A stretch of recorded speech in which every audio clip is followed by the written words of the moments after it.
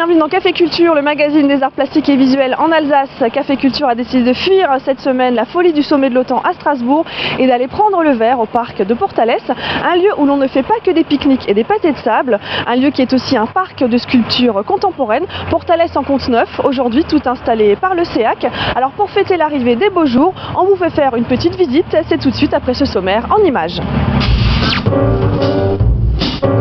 Le deuxième ordre, c'est quoi donc? Julien Bourdier-Martin déploie la galerie Simultania à Strasbourg, un univers entre science-fiction et héroïque fantasy, un travail qui, selon lui, relève plus de la peinture que de la photographie. En attendant, Gérald, je vous propose de quitter un petit peu le calme du parc pour nous plonger dans un univers complètement différent, puisque là, on va plutôt toucher à la science-fiction.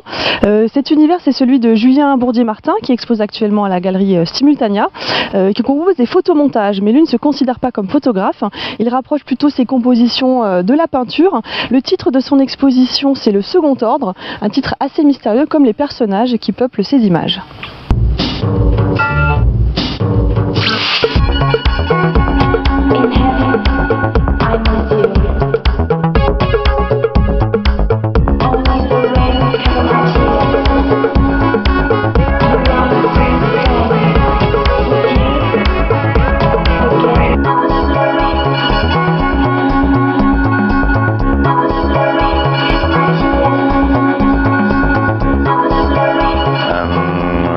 Déjà c'est un titre qui le fait bien, c'est quand même sympa comme truc, c'est un beau titre et il s'agit du deuxième ordre silencieux de la pensée.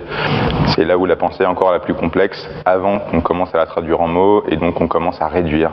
J'aime bien le côté de la peinture de David où on choisit un moment qui représente beaucoup plus que la simple action. Il y a des moments symboliques comme le sacre de Napoléon où en fait finalement malgré l'action qui se passe, enfin, le choix du moment développe un potentiel, comme le deuxième ordre silencieux de la pensée, où il peut se passer un peu n'importe quoi.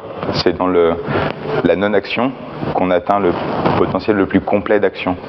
J'essaie de retrouver un petit peu ça dans le choix d'action entre guillemets que font les personnages. Le moment où en fait il se passe rien, mais il y a une histoire possible qui peut se raconter ou des histoires possibles. Essayer de trouver un potentiel le plus complet possible d'action, de narration possible. Oui, c'est avec le choix du décor, de l'action ou même de l'écharpe. Ce que j'ai ressenti de ces photos, c'est un peu un chaos tranquille. C'est pas quelque chose de révolutionnaire. Ça veut pas choquer. Il faut vraiment regarder ces photos attentivement pour dire tiens, il y a un petit glissement de la réalité. Et je crois que ce qui m'intéressait, c'est de retrouver un peu ce chaos tranquille. C'est quoi? C'est quelques panneaux mis un peu de biais, mis un peu de travers, un peu comme ces photos où il y a dans un lieu un peu étrange, un personnage qui est là. On ne sait pas si c'est réel, on ne sait pas si c'est vraiment voulu. La photo, c'est le support de base, mais ce qui se raconte après, c'est plutôt de l'ordre de la peinture, où je le fais un peu à l'œil, mais j'essaie d'être le plus précis possible en termes de cadrage ou en termes de confort de vision. C'est sûr que c'est casse-gueule parce que tout le monde... On se demande, alors tu l'as rajouté, ça... Ah oui, le personnage n'était pas là en fait. C'est pas très important, ça c'est vraiment anecdotique. Faut voir ça comme une peinture. On se pose pas la question quand c'est une peinture. Donc faut voir ça comme ça.